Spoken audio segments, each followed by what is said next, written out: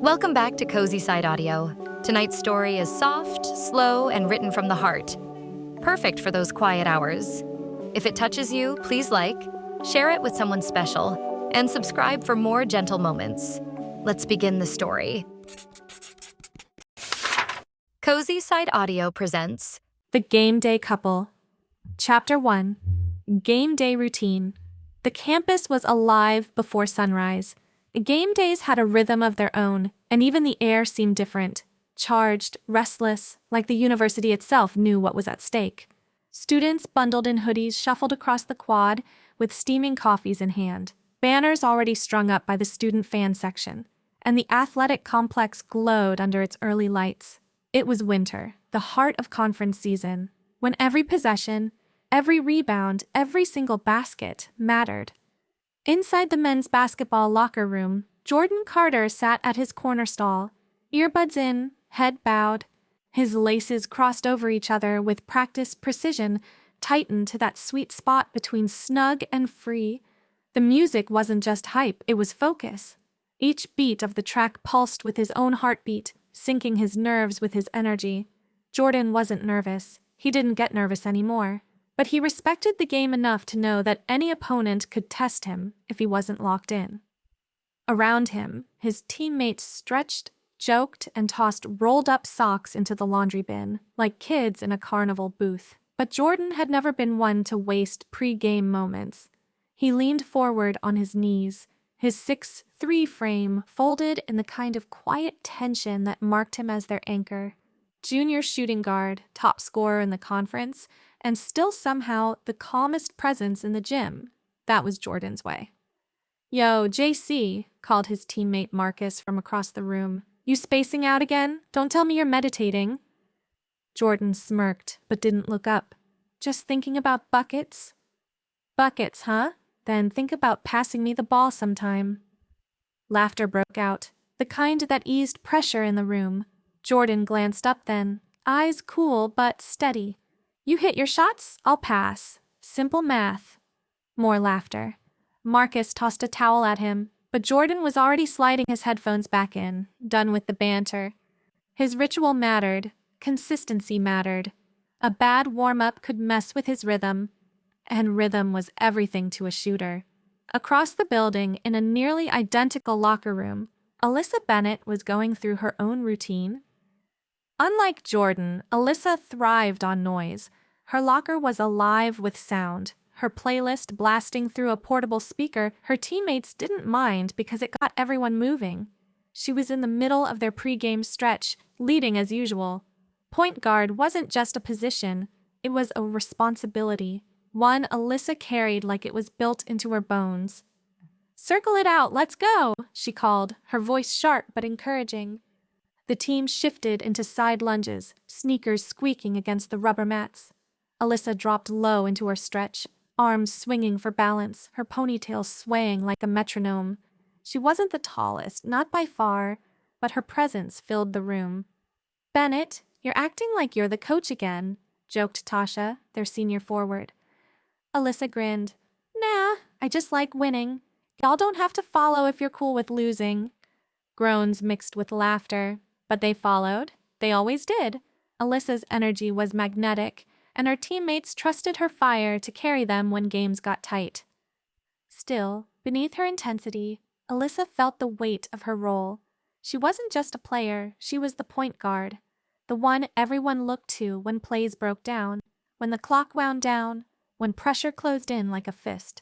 It wasn't nerves. Nerves faded years ago. It was responsibility.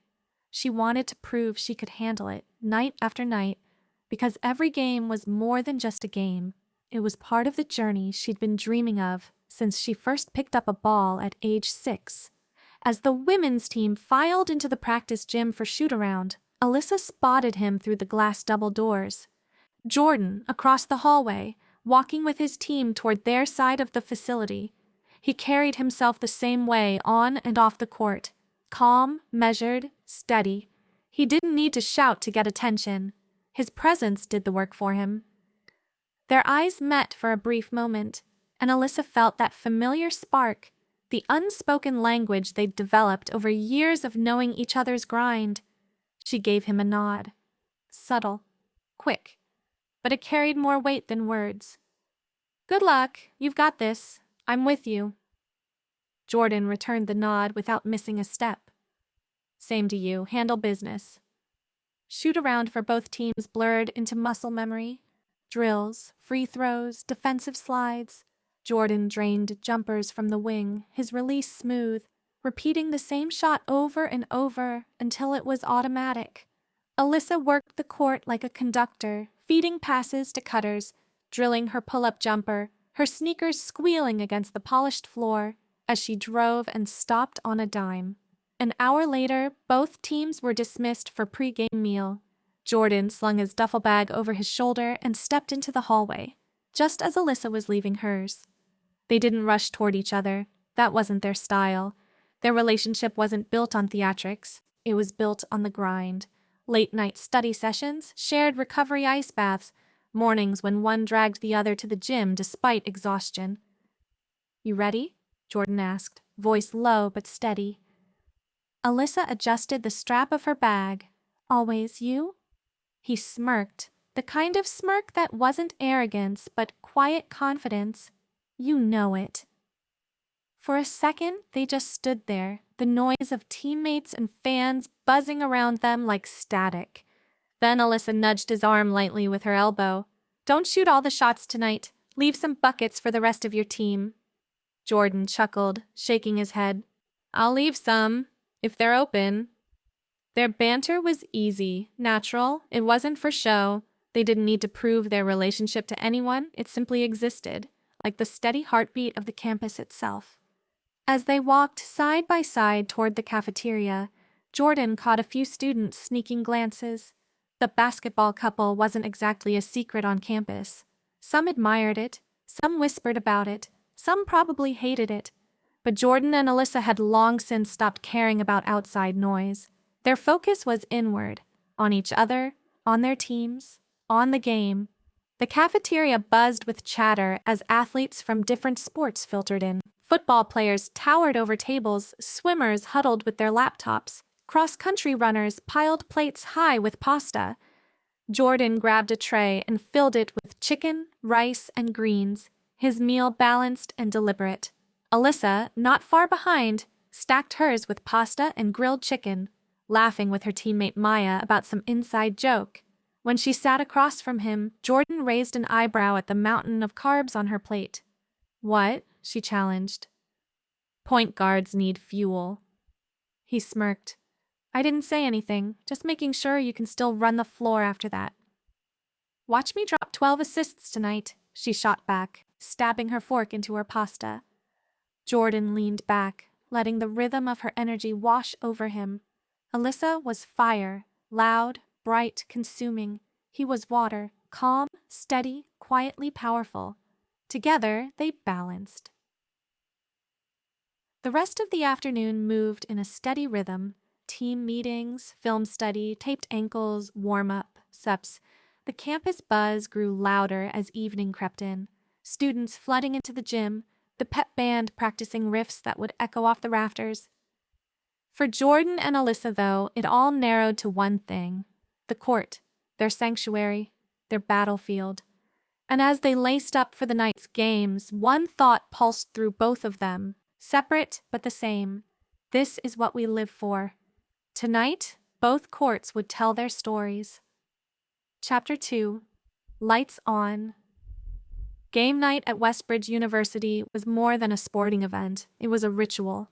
By 6 o'clock, the campus gymnasium was a living thing. Seats filled with students painted in school colors, faculty members squeezed into the reserved section, families clutching bags of popcorn, the pep band's brass section sending vibrations through the bleachers.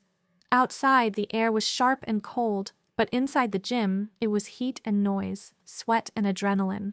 The women's team tipped off first. Alyssa Bennett stood at center court with her teammates, her hand raised in the huddle. Together on 3, she said, voice strong, cutting through the roar. 1, 2, 3. Together. The ball went up, and just like that, the game was alive. Alyssa's game. The first quarter was frantic, as it always was. College basketball was chaos controlled by strategy, and Alyssa thrived in it. As point guard, she didn't just play the game, she orchestrated it. Set one, she barked as she dribbled across half court. Her defender pressed close, hands active, but Alyssa shifted her weight, dribbling low, body angled just enough to keep her safe. She swung a pass to Maya on the wing, then cut hard to the top of the key. The ball came back to her. One step, a hesitation, then she drove into the lane. The defense collapsed, but Alyssa had already seen it. Her eyes flicked to Tasha sliding along the baseline, wide open, perfect. Dish, finish, 2 points. The crowd erupted, and Alyssa clapped her hands once hard. "Keep it up," she yelled, already sprinting back on defense. Her coach trusted her to run the floor, but trust came with responsibility. Every possession meant making the right choice.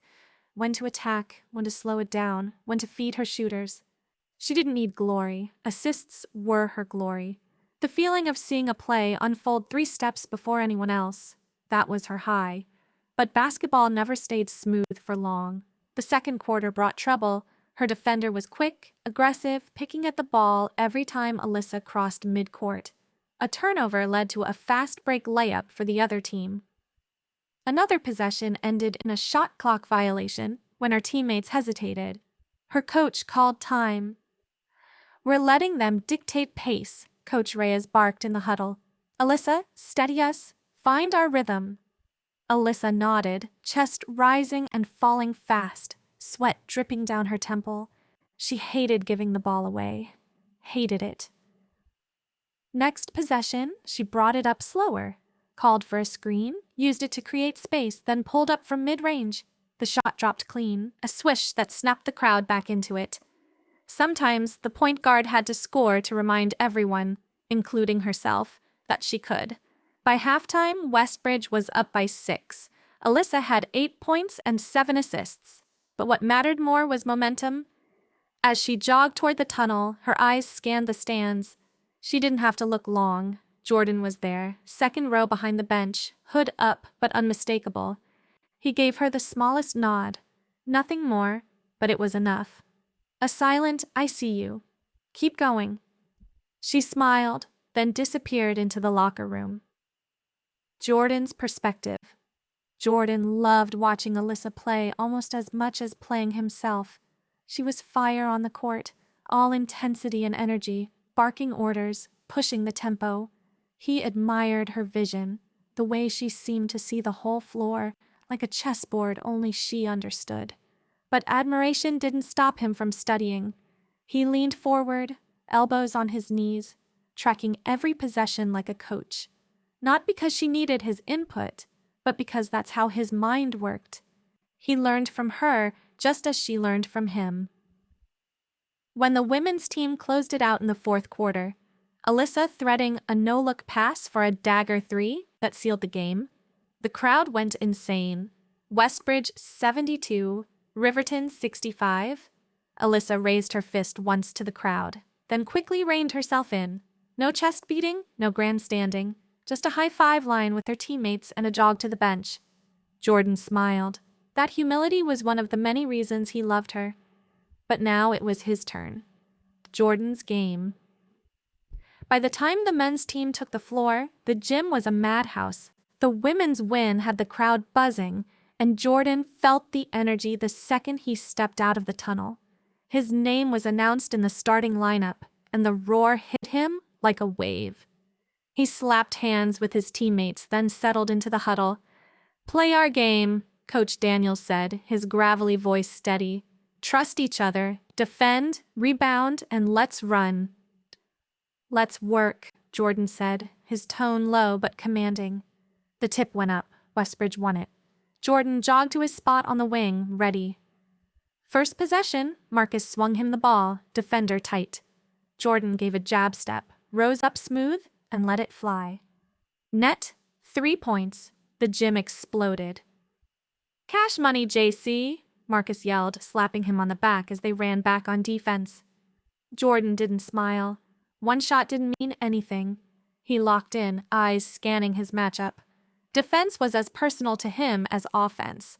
The game was physical. Riverton's guards were quick, handsy, trying to throw him off rhythm. He took hits driving into the lane, got knocked down on a rebound, jawed at by defenders trying to get in his head. But Jordan didn't talk back. He let his game do the talking. Midway through the second half, Westbridge was clinging to a 3-point lead. The ball swung his way again. He pump-faked, drove baseline, and rose for a contested layup. Contact whistle, and won. The crowd lost it.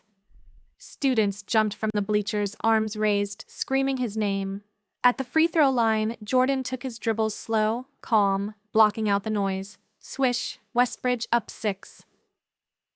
In the stands, Alyssa was on her feet, clapping hard. Her voice cut through even though he couldn't make out words. But he didn't need to. He knew what she was saying. Finish it. And they did. When the buzzer sounded, Westbridge 81, Riverton 72, Jordan had 24 points, 5 rebounds, 3 assists. Not his flashiest stat line, but solid, steady, exactly what they needed. Post-game, the tunnel after a win was a different world. Shouts, laughter, towels flying, adrenaline still buzzing through veins. Jordan dapped up teammates, accepted the usual slaps on the back, but his eyes were already searching. And there she was, Alyssa, waiting near the hallway, her hair damp from her own game, still in warm-ups. They didn't run into each other's arms like a movie. They didn't need to. "Good game," she said, eyes bright, voice calm. "You too," Jordan replied. He reached out, squeezed her hand once, quick and subtle. Enough. For them, the victories weren't just about the scoreboard. They were about survival, about proving again and again that they belonged, that their grind was worth it. And as they walked side by side toward the locker rooms, the roar of the gym still echoing behind them, one thing was certain: the season had only just begun. Chapter 3. The day after. The morning after a doubleheader win was always the hardest. By 7 a.m., the campus gym was quiet again, stripped of the roar of last night. The bleachers were empty, the floor freshly polished, banners swaying silently above. Only the faint hum of the vending machines and the muffled squeak of sneakers broke the stillness. Jordan Carter stood at the free throw line, hoodie pulled low, earbuds in, ball in hand. He exhaled, dribbled twice, then let the shot fly. Swish! The sound echoed, crisp in the empty gym. His legs felt heavy. 24 points didn't come without a price. His hips ached from driving through contact, and his shooting shoulder carried that dull ache he'd learned to live with. But soreness was just part of the grind. Winners showed up, even sore, especially sore. He retrieved the ball, reset, and shot again, and again, and again. Across the gym, the far doors creaked open. Alyssa walked in, hair pulled back, Westbridge hoodie zipped to her chin, a water bottle tucked under her arm. She spotted him instantly. "You're insane," she called, her voice bouncing across the court. Jordan caught the ball and turned. "Good morning to you, too." "You couldn't sleep in for once? We just played last night." He shrugged, spinning the ball in his hands. "Couldn't turn my brain off. Figured I'd get some shots up." Alyssa walked to the opposite basket, dropped her bag, and started stretching. "Then I guess I'm insane too." Jordan smirked. That was them in a nutshell, 2 different rhythms, but the same song. Film room, reality. By mid-morning, both teams were packed into their respective film rooms. The glow of the projector lit up the walls as clips rolled. Every possession slowed down, rewound, broken apart. Coach Daniels paused the screen on Jordan driving baseline. "Good take here, JC. You got the bucket. But look, Marcus is wide open on the weak side. Defense collapsed. Hit him next time." Jordan nodded. No argument. That was film. Brutal honesty, even after a win. Meanwhile, in the women's room, Coach Reyes was equally sharp.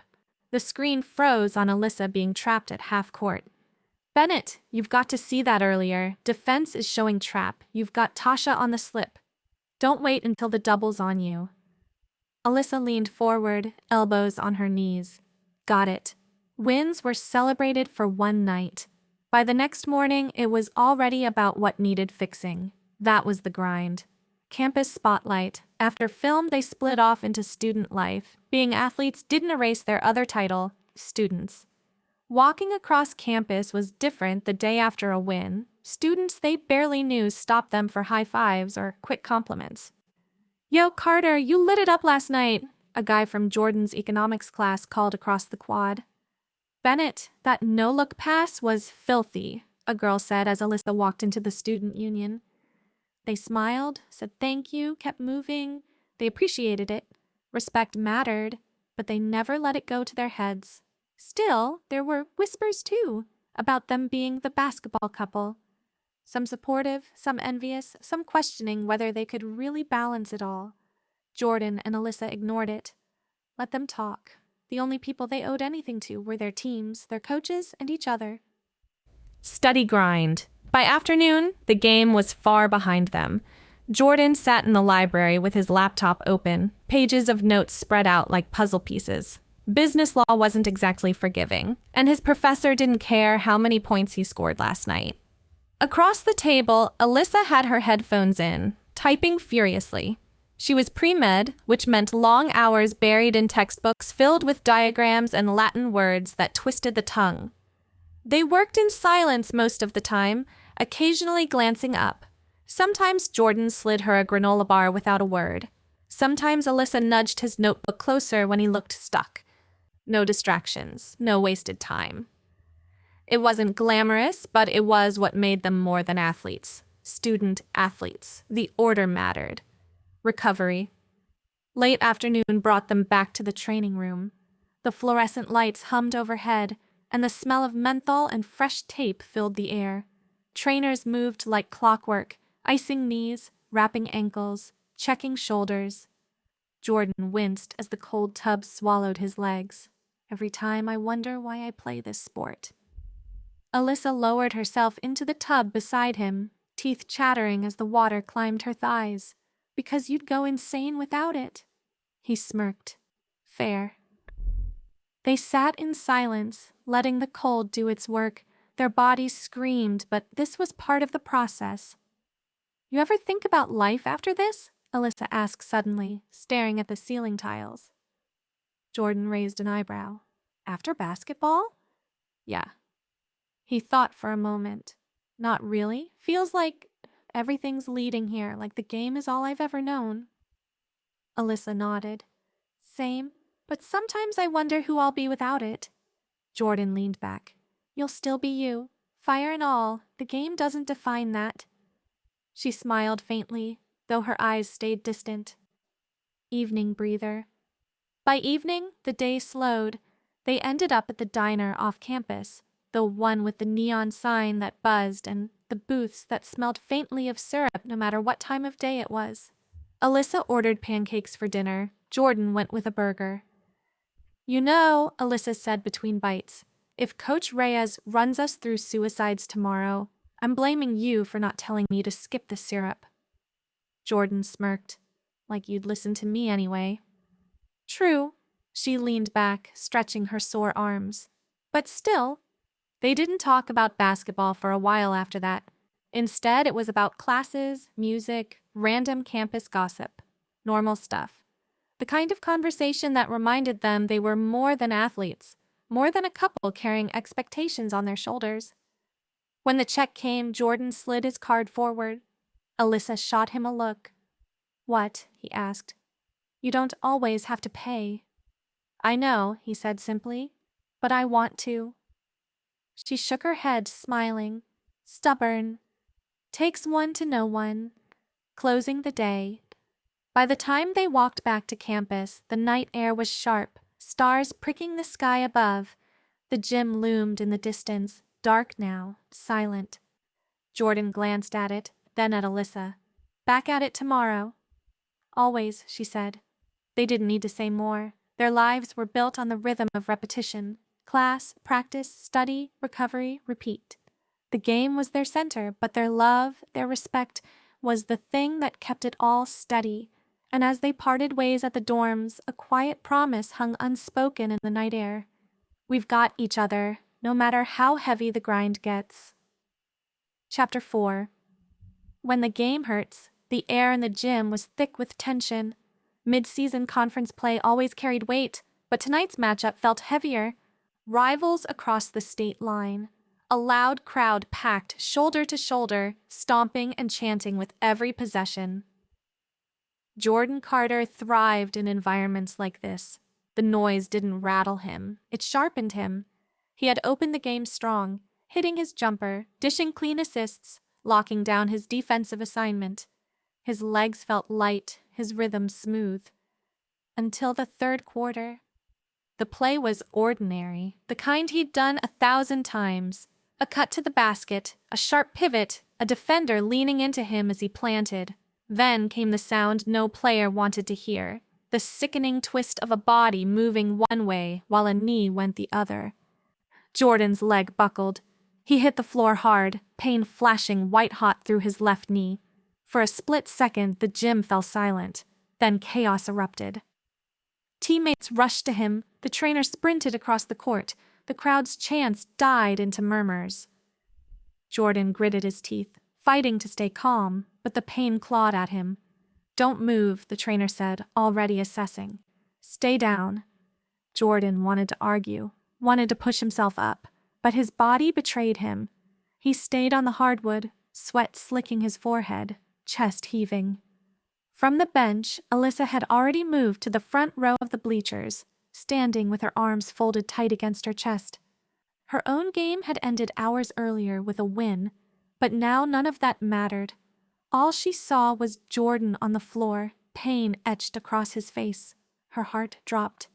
The walk-off. With the help of 2 teammates and the trainer, Jordan managed to stand.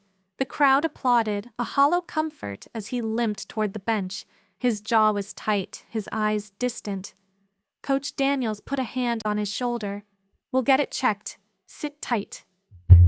Jordan nodded once, but inside a storm raged. Basketball players lived with pain, jammed fingers, rolled ankles, bruises. But knees were different. Knees ended careers. On the opposite sideline, Alyssa clenched her fists. She wanted to run down, to be there, but she knew the rules. This was his game, his space.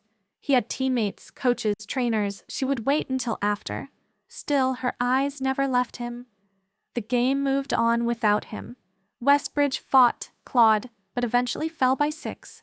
The loss stung, but the bigger wound was the unknown. The training room.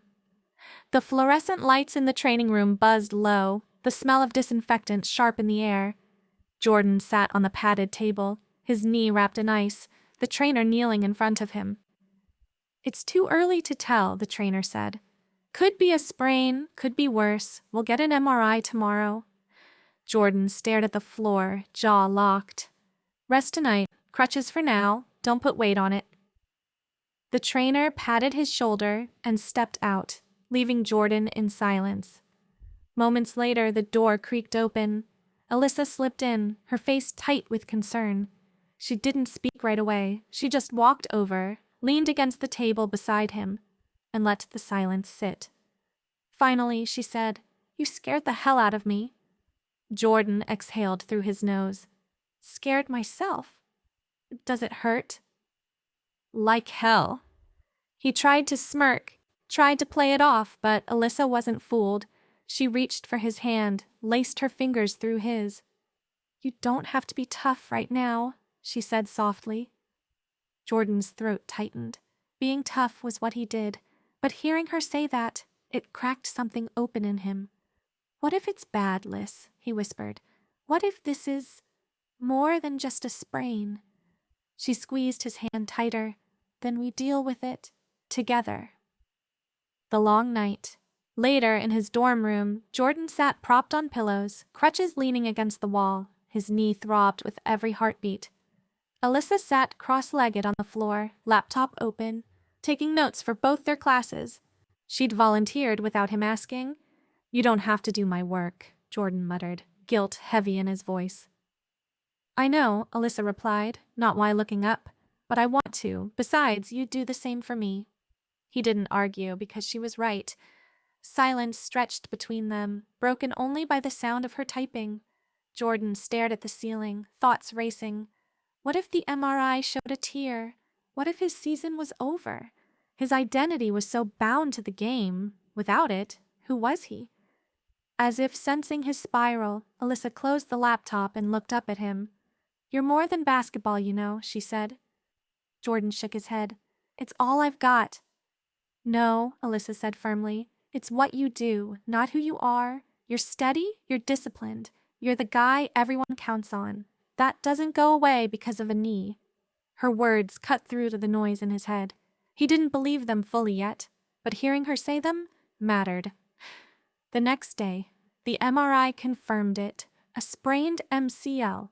Not season-ending, but at least 4 to 6 weeks out. Enough to make him miss key games. Enough to hurt. When Coach Daniels told him, Jordan nodded, expression unreadable. Inside, it felt like his chest was caving in. Alyssa was waiting outside the trainer's office. One look at his face, and she knew.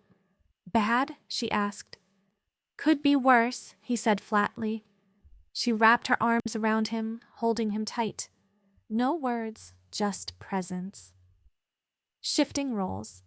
Over the next week, Jordan adjusted, or tried to. Crutches slowed him down, rehab exercises frustrated him. Watching his team practice while he sat on the sideline was torture. He shouted encouragement, clapped, coached from the bench, but it wasn't the same. One night he vented to Alyssa. I hate this. Sitting there useless. I'm supposed to be leading them, not just cheering. Alyssa looked at him steadily. Leadership isn't only about playing. Sometimes it's about showing up even when you can't. They need you just as much from the sideline. Jordan let out a long breath. Doesn't feel like it. Trust me, she said, her voice firm. It matters. And when he saw his teammates looking his way during drills, checking for his nod, his approval, he realized she was right. Alyssa's weight. Meanwhile, Alyssa carried her own load. With Jordan sidelined, she felt an unspoken pressure to play harder, to win more, as if she were carrying both of them on the court. She pushed herself in practice, dove for loose balls, barked orders louder. One night after a grueling workout, she collapsed onto the bleachers, chest heaving. Jordan, still on crutches, hobbled over. You're killing yourself, he said. She started, then stopped, tears pricking her eyes. I don't want to let you down. Jordan frowned. Liz, you could never let me down. This isn't on you. Play your game, that's all I want. She wiped her face quickly, embarrassed. We're supposed to be a team. If you're out, I feel like I have to carry both of us. Jordan leaned on his crutches, staring down at her. You already carry enough. Don't take on mine, too. Together still, injury changed the routine, but not their bond. Alyssa kept her fire on the court. Jordan kept his steady presence off it. They studied together, rehabbed together, leaned on each other when frustration boiled over. And slowly, the fear that had gripped them both began to loosen, because even when the game hurt, even when it threatened to take more than it gave, they still had each other. And that, they were learning, was the kind of win that didn't show up on a scoreboard. Chapter 5, Carrying the Weight. The late afternoon sun filtered through the tall windows of the Westbridge gym, casting long streaks of gold across the hardwood. The women's team was halfway through practice, sweat slicking their jerseys, sneakers squealing against the floor with every cut. At the top of the key, Alyssa Bennett dribbled in place, eyes scanning the court. She was locked in, running the offense with precision, barking out plays louder than usual. There was a fire in her movements, driving harder to the rim, snapping passes with extra zip, pushing her teammates to match her energy. Again, she called after a missed rotation, hands on her hips. Run it back. Her teammates exchanged quick glances but obeyed. Alyssa had always been vocal, but lately it was more than that. She wasn't just leading, she was demanding. From the bleachers, Jordan sat with his crutches propped beside him, a brace hugging his knee. He clapped and shouted encouragement, but he noticed it, the edge in her tone, the weight in her shoulders. When practice ended, Alyssa dropped onto the bench, grabbing her water bottle. Sweat dripped from her chin, her chest still heaving. "You good?" Jordan asked, hobbling over. "Yeah," she said quickly, brushing him off. "Just locked in." Jordan studied her face. Her jaw was tight, her eyes shadowed with something beyond simple fatigue. But he didn't press, not yet. The pressure mounts. That weekend, Alyssa's team hosted State View, the top-ranked program in the conference. The gym was packed, fans buzzing. Jordan sat in the front row, crutches leaned against the railing. He hated not suiting up, but tonight all his focus was on Alyssa. From the opening tip, she played with reckless intensity. She darted through defenders, set up teammates, dove after loose balls. Every possession seemed personal. But with pressure came mistakes. She forced passes, over-dribbled, turned the ball over more than usual. Late in the fourth, with Westbridge down 3, she drove into traffic and lost the ball. Stateview sealed the win at the free throw line. When the buzzer sounded, Alyssa yanked her jersey over her face, furious. Jordan saw the look in her eyes as she walked off the court, the same look he'd worn after tough losses. Except for Alyssa, it wasn't just about the game. It was about carrying the weight of both of them. After the game, the locker room was heavy with silence. Teammates showered and changed quickly, nobody in the mood to linger. Alyssa sat at her locker, staring at the floor, fists clenched. Coach Taylor crouched in front of her. "Liz, you don't have to do it all. Trust your teammates, trust the system." Alyssa nodded, but her chest was still burning. When she finally emerged into the hallway, Jordan was waiting. He didn't smile, didn't offer platitudes. He just fell into step beside her. "You don't have to talk," he said quietly. "Just walk." And so they walked, through the tunnel, out into the night air. Cracks in the armor. Later, in Alyssa's dorm, the silence between them stretched. She paced the room, restless, while Jordan sat on the edge of her bed, watching. "I can't stand it," she muttered. "We lose, and it's on me. I'm supposed to be the one keeping us together, making it work. And you—" She stopped, turning toward him. "You're out, and I feel like I have to hold it for both of us." Jordan blinked. "Liz, you don't—" "Yes, I do," she snapped, then immediately regretted it. Her shoulders sagged. "I'm sorry, if I'm not enough, then what's the point?" Jordan pushed himself up, moving closer despite the awkwardness of his crutches. He placed a hand gently on her arm. "Listen to me," he said, his voice steady. "You are enough, with me, without me, on the court, off it. You don't have to prove that to anyone. Not to me, not to your team, not even to yourself. Just play the game you love. That's it." Her throat tightened. For a moment, she let herself lean into him, head against his shoulder. "I just don't want to let you down," she whispered. "You never could," he said simply. "A different kind of leadership." The following week, Alyssa tried a different approach. Instead of forcing, she focused on trust, finding her teammates early, encouraging more, shouldering less. At practice, when a freshman guard messed up a defensive assignment, Alyssa pulled her aside instead of snapping. "Shake it off," she said. "We'll get it next rep." Jordan watched from the bleachers, pride swelling in his chest. She was still fierce, still competitive, but she was finding balance. In their next game, Westbridge played looser, freer. Alyssa still pushed the tempo, but she trusted her wings to hit open shots, her center to finish inside. They won by double digits. Afterward, as the team celebrated in the locker room, Alyssa caught Jordan's eye from across the gym. He gave her a nod, the kind that said, "I see you, I'm proud." The study grind. Off the court, life didn't slow down. Midterms loomed, assignments piled up. Alyssa and Jordan spent late nights in the library, laptops open, coffee cups scattered across the table. Jordan balanced rehab exercises with essays, while Alyssa tried to juggle film study with lab reports. One night, around 2 a.m., Alyssa rubbed her temples. I swear, if I read one more page of this textbook, my brain's gonna explode. Jordan chuckled.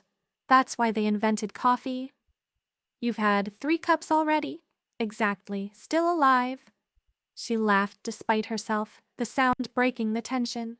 Moments like this reminded her why she loved him, not just for the steady anchor he was, but for the way he could lighten her load without dismissing it.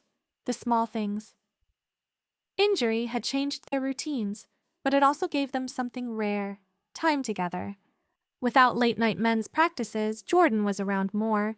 He walked or crutched Alyssa back from the gym, waited outside her classes, cooked microwavable dinners in his dorm when the dining hall food got unbearable. It wasn't glamorous, but it was real. One evening, after a long day, Alyssa found herself curled against him on the couch in the common room, his arm draped around her shoulders. The TV hummed softly, some game neither of them were really watching. This, Alyssa murmured, is the only part of injury I like. Jordan smirked. Me too. Finding balance.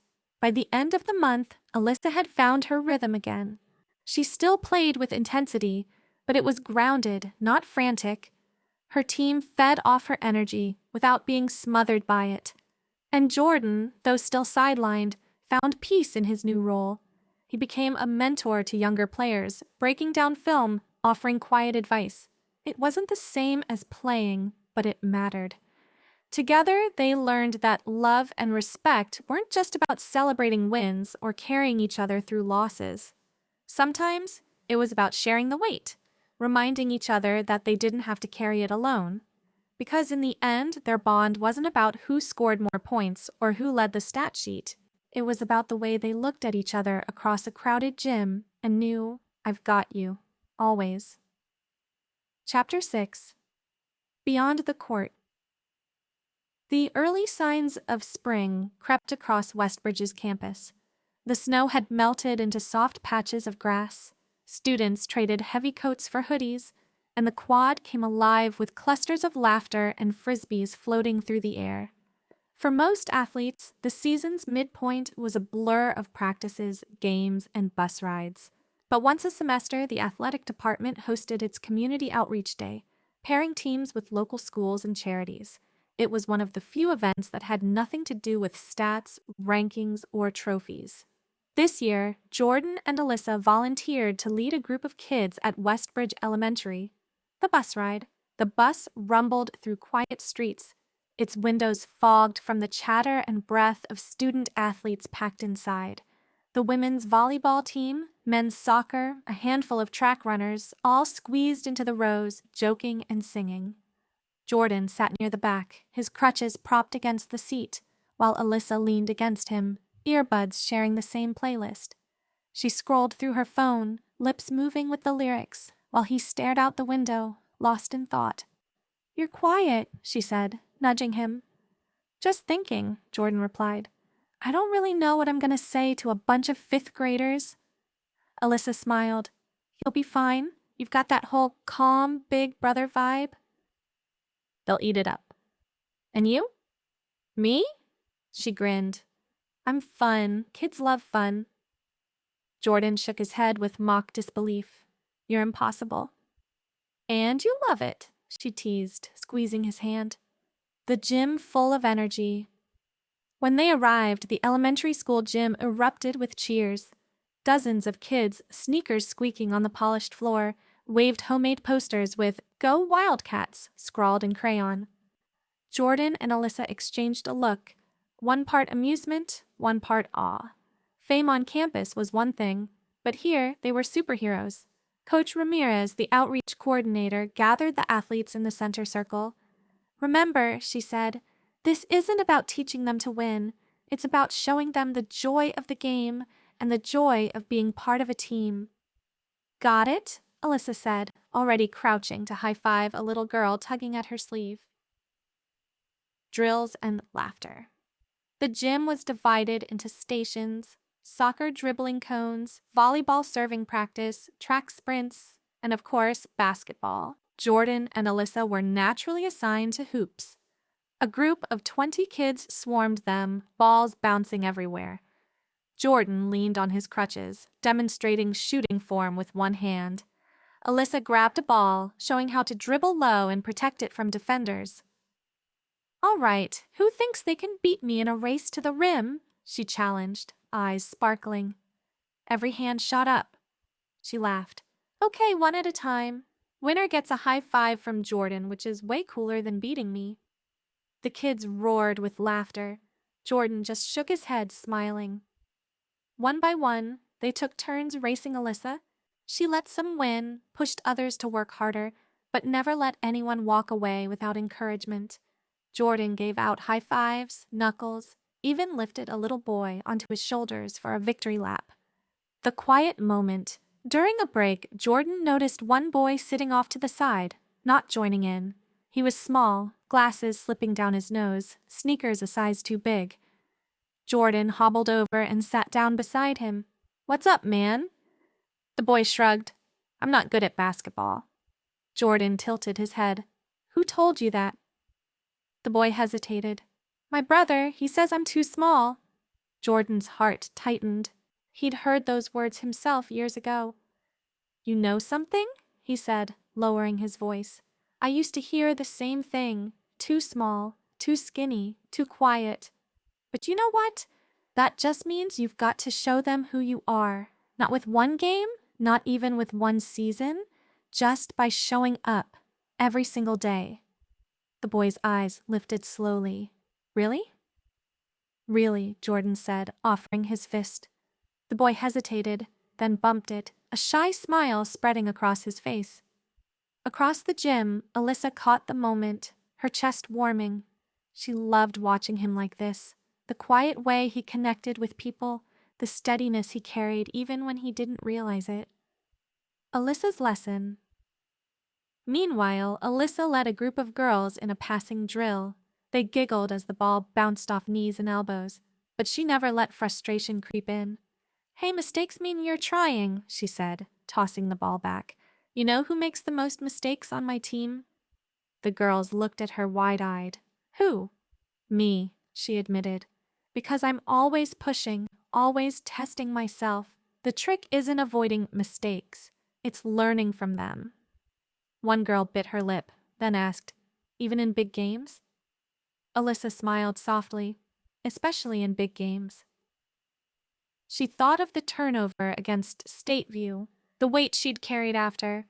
Sharing that truth felt like peeling back armor, but maybe that's what these kids needed, to see that strength didn't mean perfection. Lunch with the kids.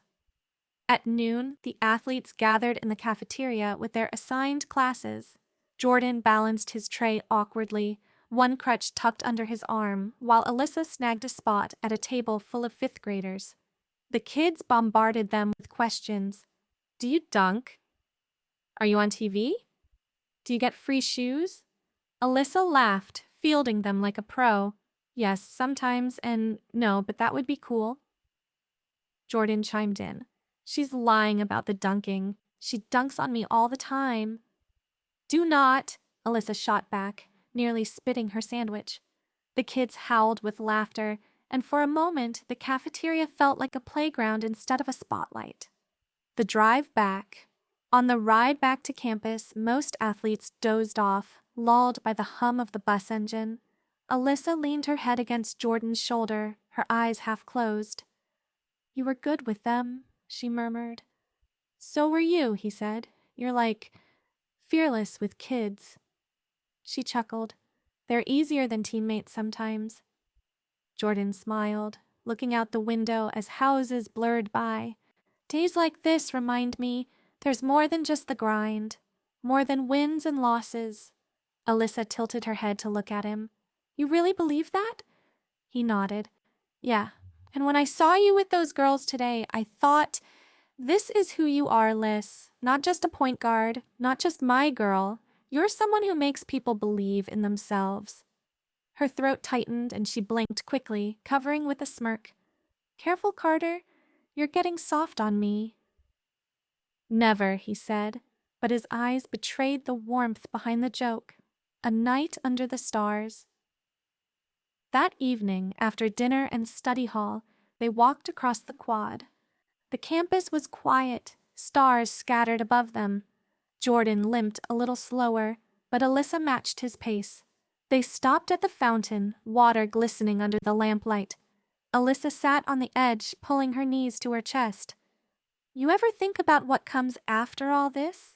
she asked suddenly. Jordan frowned. "After basketball?" "Yeah, like who we are without it." He thought for a long moment.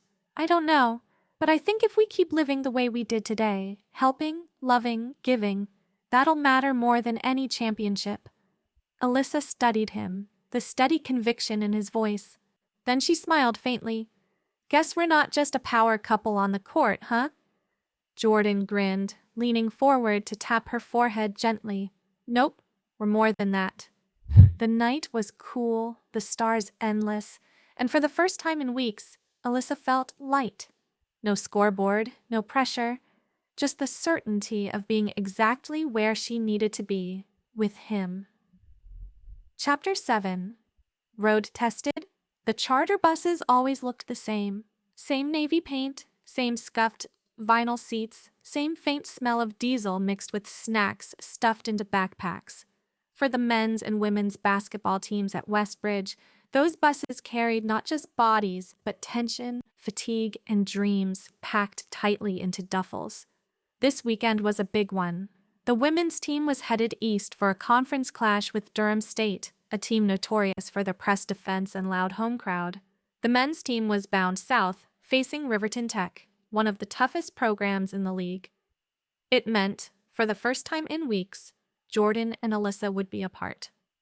The night before, they met in Jordan's dorm room. The night before departure, the air heavy with the rustle of packing.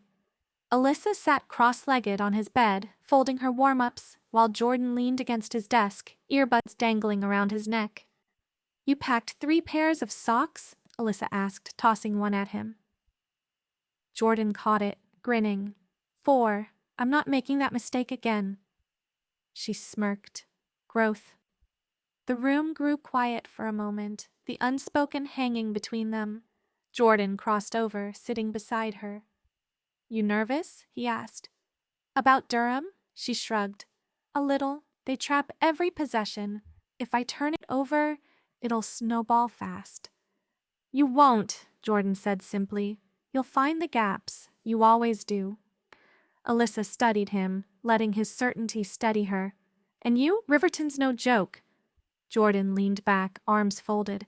"I'm not worried about them. Just hate the idea of not seeing you 8 after." Alyssa rested her head on his shoulder. 2 days. We'll survive." But they both knew road trips had a way of stretching time. The departure. The next morning, 2 buses idled outside the athletic complex.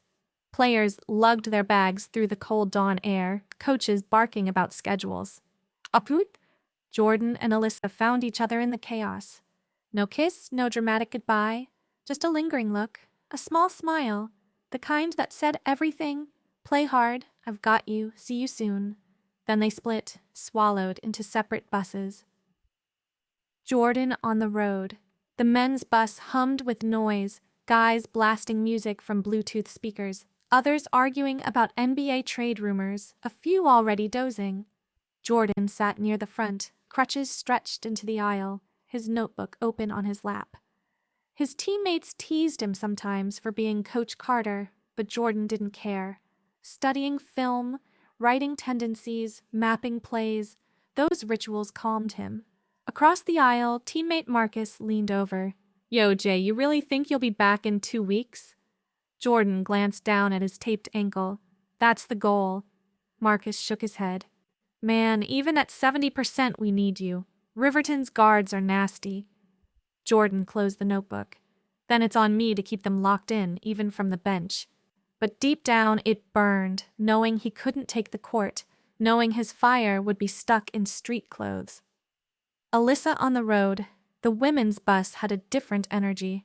Alyssa sat mid-row, earbuds in, notebook balanced on her knees.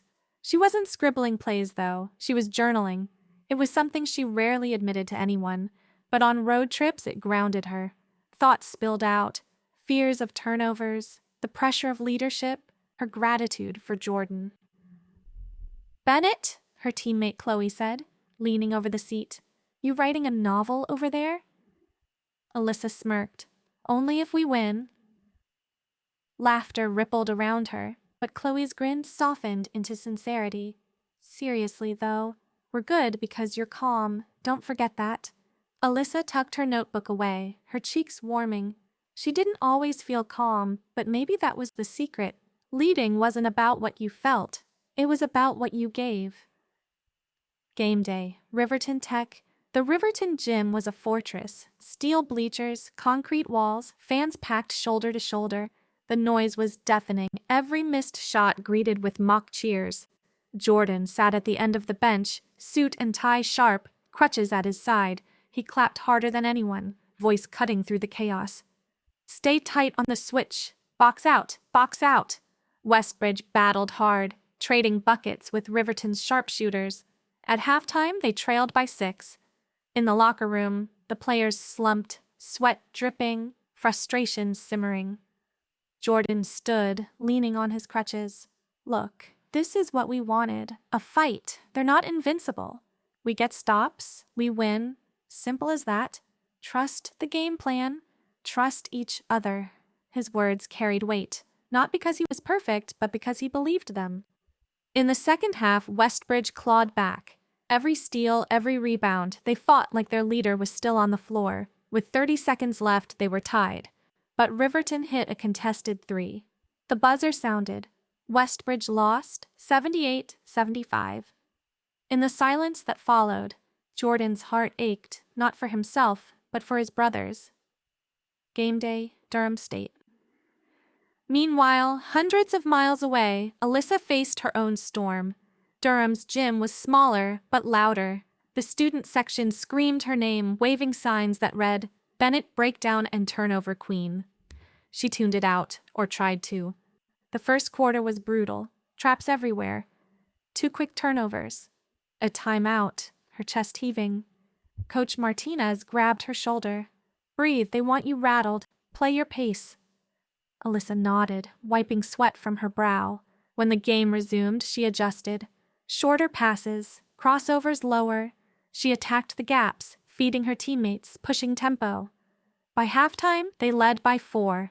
By the fourth quarter, her confidence was back.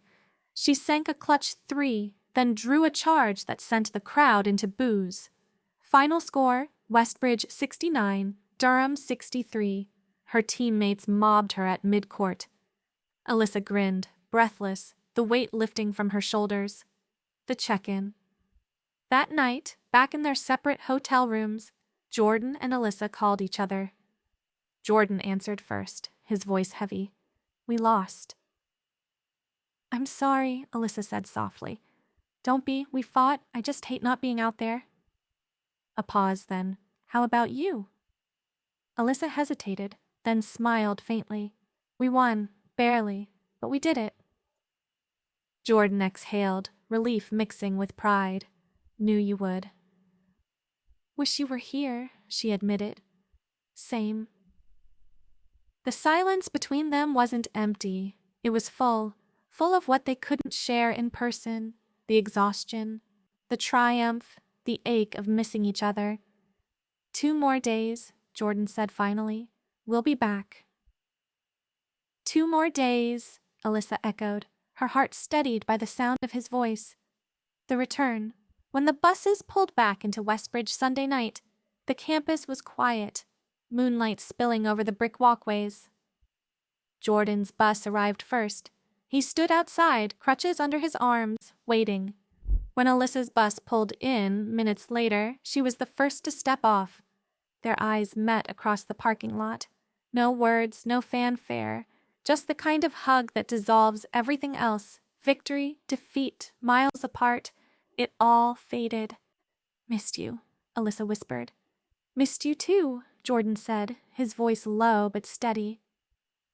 And as they walked back across campus together, duffels slung, the weight of the weekend lifted, replaced by the quiet certainty of something stronger than any win or loss, each other. Chapter 8, Family Weekend. The Westbridge campus woke early that Saturday. Banners strung across the quad read, "Welcome families," in bold crimson letters, fluttering in the crisp fall air. Tables dotted the lawns with maps, free coffee, and school swag. Sweatshirts, mugs, pennants. Parents strolled with wide eyes, siblings trailed with curious grins, and students darted between clusters, pointing out their dorms or favorite food trucks. For most students, family weekend was a break from grind and routine. For athletes, it was another balancing act. Jordan and Alyssa knew that well. Morning arrival. Alyssa was the first to the parking lot. She spotted her mom's minivan pulling in, its familiar silver paint scratched near the bumper, the license plate surrounded by a faded Proud Soccer Mom frame that her mom had never bothered to change. Out stepped Linda Bennett, Alyssa's mom, in a Westbridge hoodie already, her smile wide. Behind her came Alyssa's younger brother, Noah, 14 and glued to his phone, thumbs flying as if he hadn't even noticed the trip. "Liz," Linda called, arms outstretched. Alyssa jogged over, her ponytail bouncing, and hugged her mom tight. "Hey Mom, you found it okay?" "Only circled campus twice," Linda said with a laugh. "But it's gorgeous here." Alyssa looked at Noah, who barely raised his eyes. "Hey bud." "Sup," he muttered, already drifting toward a group of other teens. Alyssa shook her head. Some things never changed. Moments later, another car pulled in, a sleek black SUV. Jordan stepped out, followed by his parents. His father, David Carter, was tall, with the same broad shoulders as Jordan. His mother, Evelyn, carried herself with quiet grace, her coat neatly buttoned, her smile gentle but observant. Jordan spotted Alyssa instantly. His grin was easy, familiar. "Hey," he said, before wrapping her in a hug that lingered a little longer than maybe he'd planned in front of their parents. Alyssa didn't mind. Linda raised her brows, watching. Evelyn smiled knowingly. David crossed his arms, his expression unreadable but not unfriendly. Introductions. "Mom, Noah," Alyssa said, stepping back. "This is Jordan and his parents, Mr. and Mrs. Carter."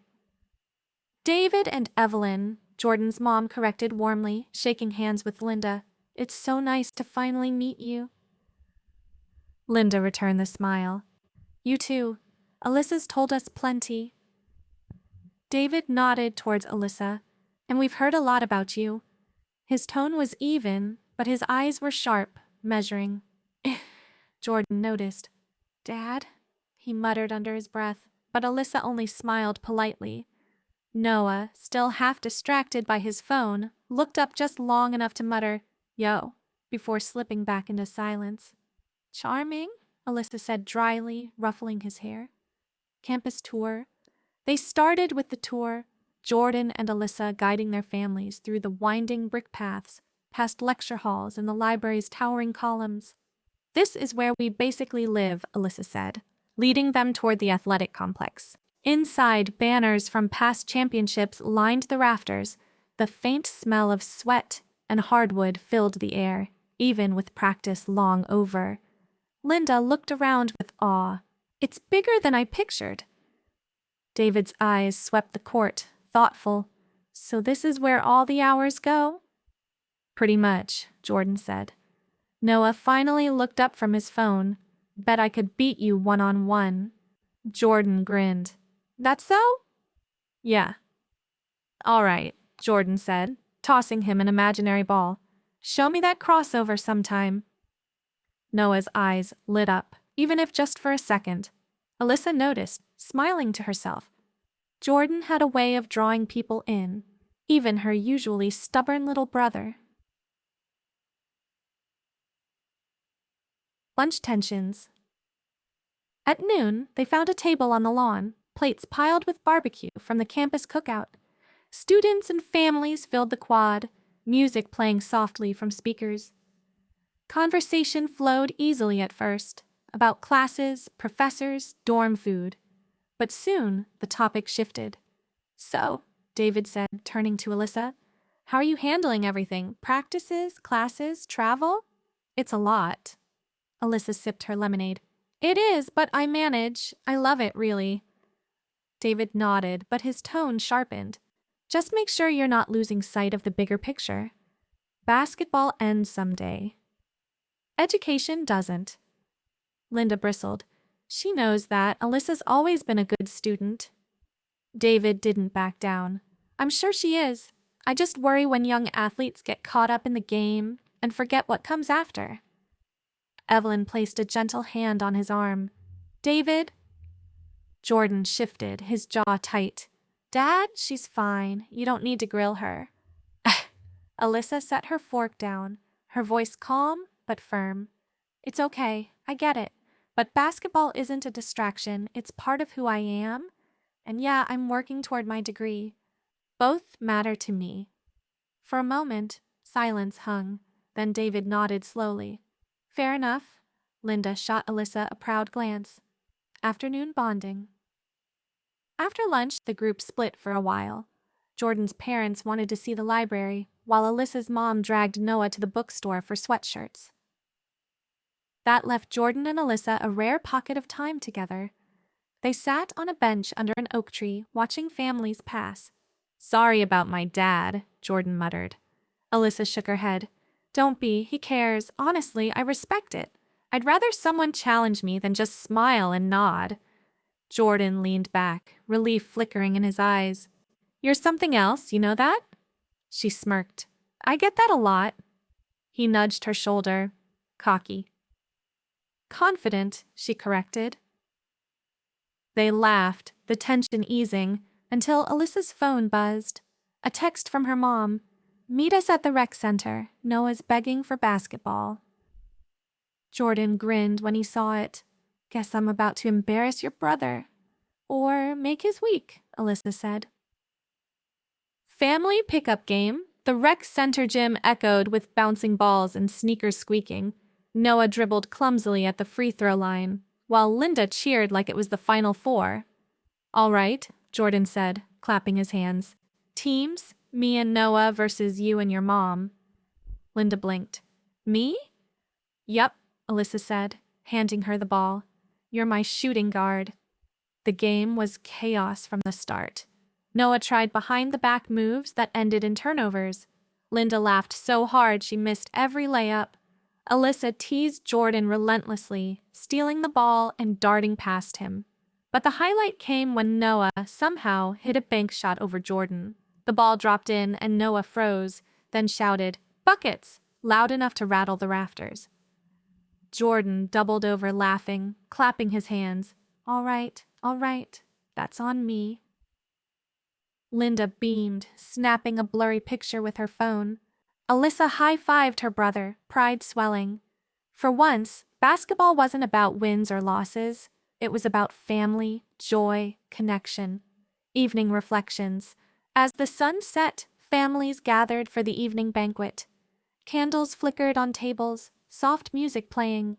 Jordan and Alyssa sat with their parents, conversation lighter now. Childhood stories, favorite meals, even a little teasing about messy dorm rooms. When dessert came, Evelyn leaned toward Alyssa. You know, watching you today, I see why Jordan cares about you. You're strong, but you're kind. That's rare. Alyssa's throat tightened, gratitude swelling. Thank you, Mrs. Carter. Across the table, Linda was telling David about Alyssa's middle school championships, her voice animated.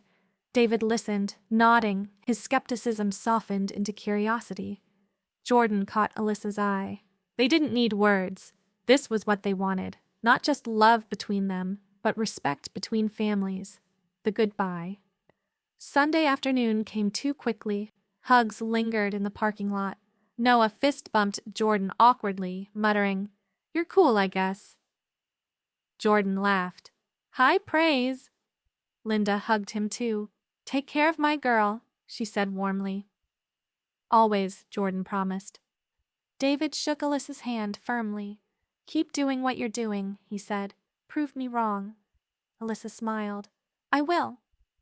When the cars finally drove away, Jordan and Alyssa stood side by side, hands brushing, hearts full. Family weekend, huh? Jordan said. Alyssa exhaled. Survived. More than survived, he corrected. We thrived. And with that, they turned back toward campus, the weight of classes, practices, and games already looming, but steadied by the roots of where they'd come from and the bond that carried them forward. Chapter 9. Tournament pressure. The campus was alive with tension. Posters lined the dorm hallways. Westbridge Conference Tournament Round 1. The gym buzzed with a different kind of electricity, sharper than regular season. Every game now meant survival. Win and advance, lose and go home. For Jordan and Alyssa, the stakes felt doubled. Both the men's and women's teams had earned top seeds, both had targets on their backs, and both knew that reputations were made or destroyed in March. Jordan's focus. Jordan sat in the men's locker room. Before their first game, his headphones blasting a beat heavy enough to drown out the chatter around him. His teammates laughed, argued, joked about matchups. He stayed silent, eyes on the floor, bouncing a basketball slowly against the tile. Coach Daniels paced in front of the whiteboard, marker in hand. First round or not, this team isn't here to roll over. They'll run zone, they'll press, they'll try to rattle us. We dictate the tempo. We set the tone. Jordan nodded once, absorbing every word. He lived for this stage, the roar of the crowd, the chance to shut down doubters. But even with his steady calm, pressure hummed at the edges of his mind. Scouts were in the stands. Every possession mattered. Across the room, a teammate smirked.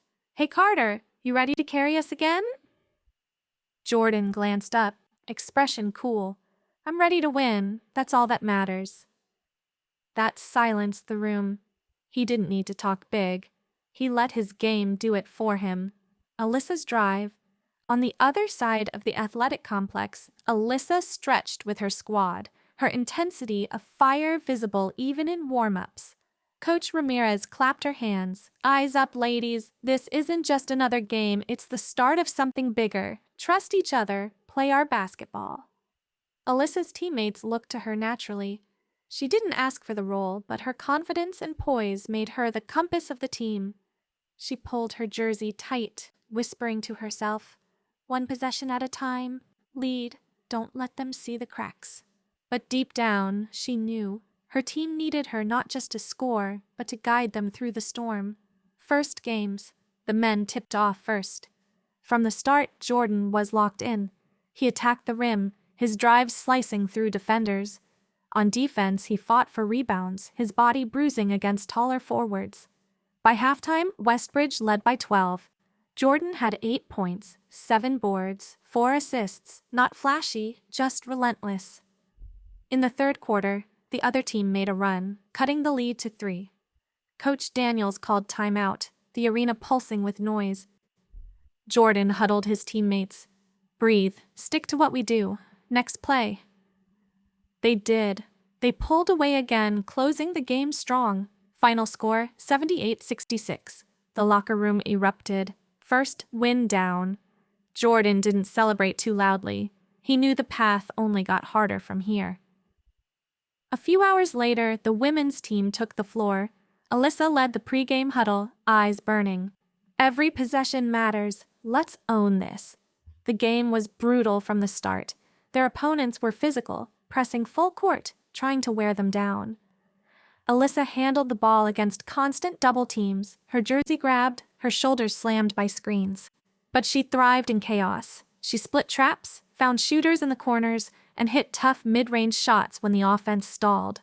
With 2 minutes left, the score tied. She dribbled at the top of the key. She saw her defender lean too far, crossed over, and drove, finishing with a layup high off the glass through contact. The crowd roared. Westbridge won 69-63. Exhausted, drenched in sweat, Alyssa hugged her teammates. Round 1, complete. Shared victory. That night, after showers, interviews, and post-game meals, Jordan waited outside Alyssa's dorm. When she walked out, hair damp, sweatshirt hanging loose, he just opened his arms. She stepped into them without a word. They stood like that for a moment, letting the silence hold them. "You were incredible," Jordan said finally, his voice low. Alyssa tilted her head. "You didn't do too bad yourself?" He chuckled. "One game at a time, right?" One game at a time. They sat on the dorm steps, talking about everything and nothing. The pressure of the tournament still loomed, but in that moment it was just the two of them, grounded, steady, unshaken by the storm outside. Quarterfinals testing limits. 2 days later, the quarterfinals brought new challenges. For the men, foul trouble hit early. Jordan picked up 2 quick calls, forcing him to the bench. Frustration burned, but he kept his composure, clapping encouragement from the sideline. When he returned, he played smarter, avoiding risks, focusing on rebounds and assists instead of forcing shots. In the final minutes, with the game tied, he posted up, backing his defender down. With a spin and a soft hook, he scored the go-ahead basket. The arena exploded. They advanced. The women's game was no easier. Alyssa's team fell behind by 10 early. Shots rimmed out. Turnovers piled up. Coach called timeout, her voice sharp. "Leaders lead, Alyssa!" Alyssa's chest heaved, sweat dripping, but she nodded. She gathered her team. "We've been here before. Trust me. Trust us." The comeback began. She hit a 3, then stole a pass and dished for a layup. The momentum swung. In the final minute, she sealed it with 2 free throws, ice in her veins. Westbridge women advanced too. The toll. After back-to-back nights of battle, both Jordan and Alyssa felt the grind. Their bodies ached. Sleep was scarce. Classes became background noise. One night in the library, books open but unread, Alyssa dropped her head onto the table. "I don't know how much more I've got." Jordan reached across, resting his hand on hers. "You've got plenty? I see it, and when you don't, I'll remind you." She lifted her head slowly, eyes tired but warm. "What about you?" He smirked. "Same deal. You remind me when I forget." It wasn't a pep talk, it was a pact. Semifinals. The semifinals brought the toughest opponents yet, rivals who knew every weakness, every play. For Jordan, it meant a bruising battle inside. His shots weren't falling, but he kept grinding, setting screens, diving for loose balls, fighting on defense. His teammates fed off it. In the final minute, tied game, he grabbed a rebound in traffic, kicked it out for a dagger 3. Westbridge survived, 74-71. For Alyssa, it was a war of wills. Her defender shadowed her every step. She missed her first 4 shots. Doubt crept in. At halftime, Coach pulled her aside. "You don't have to be perfect, you just have to be you." The words clicked. In the second half, Alyssa found her rhythm, not by forcing shots, but by controlling pace, setting up teammates, picking her moments. She hit a clutch jumper in the final 30 seconds to put them ahead. Another win, another step closer. A quiet night together. That evening, both exhausted, they skipped the usual team dinners. Instead, they ordered pizza and sat on the floor of Jordan's dorm room, backs against the wall, legs stretched out. Neither said much at first, just ate, watching some random late-night game on TV. Finally, Alyssa spoke.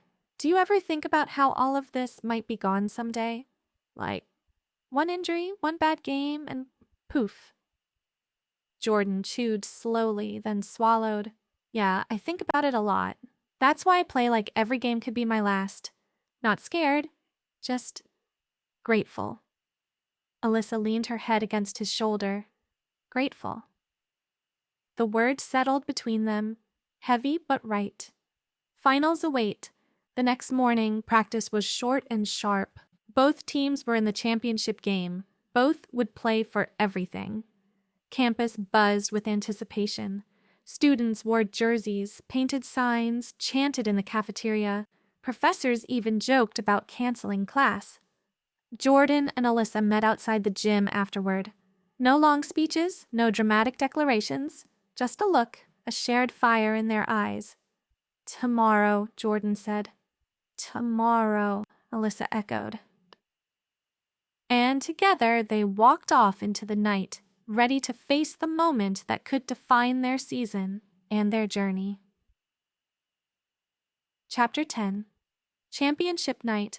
The campus felt like it was holding its breath.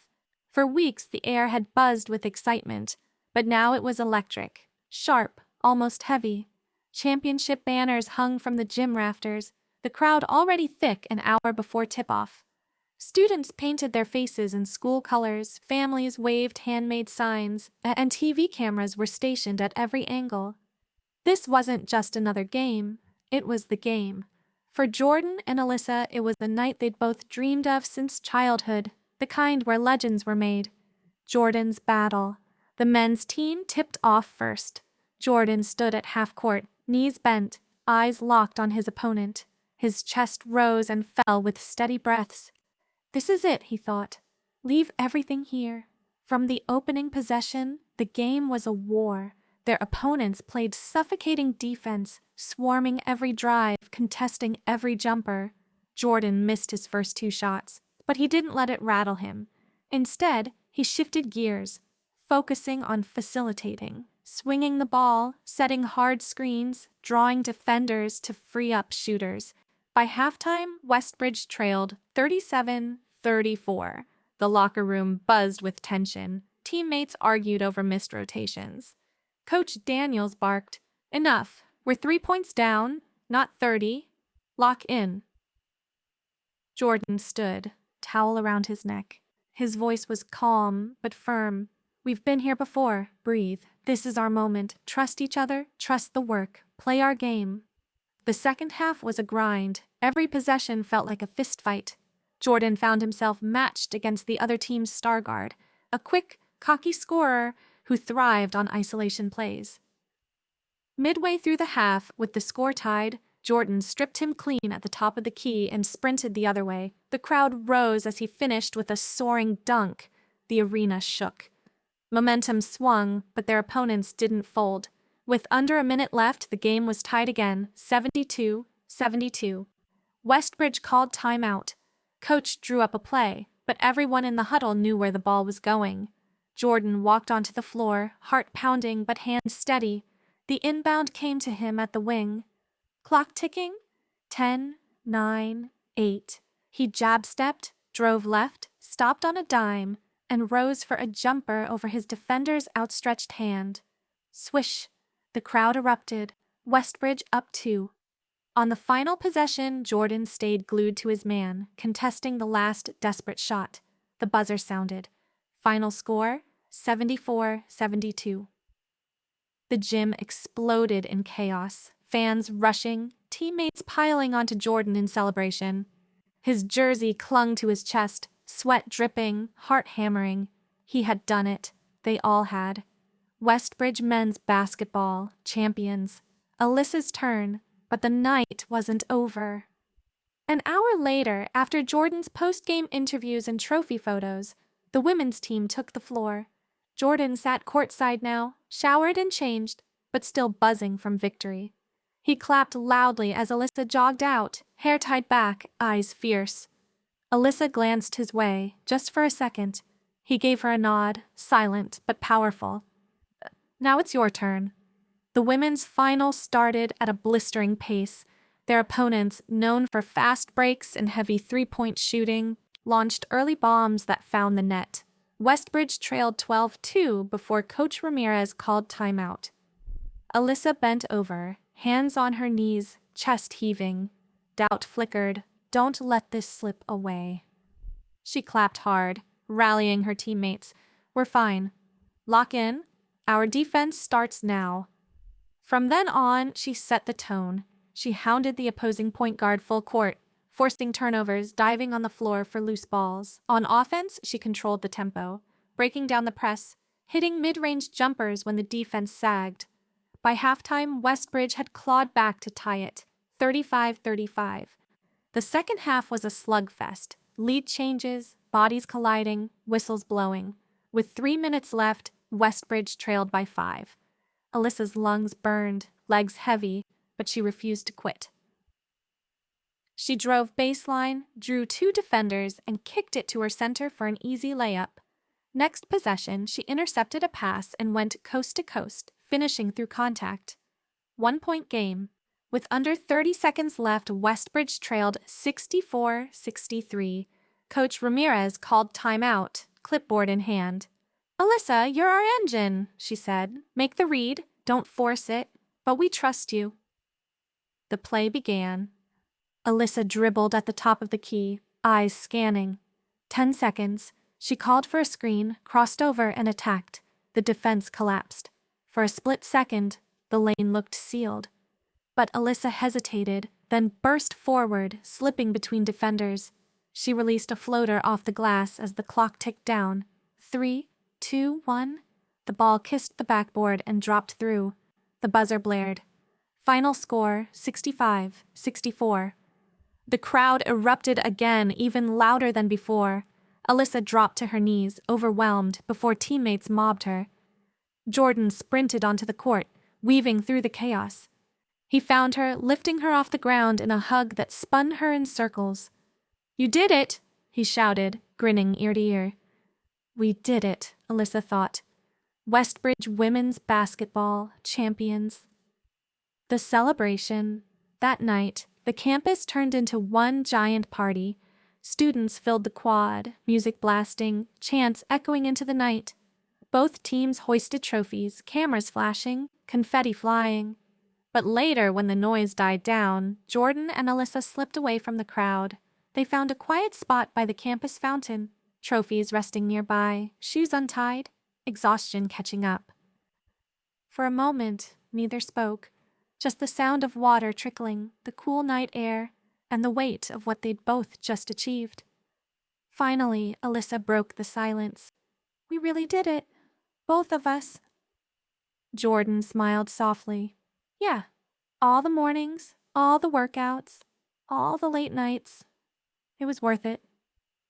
She leaned against him, eyes half closed. "Think people will remember us?" He chuckled.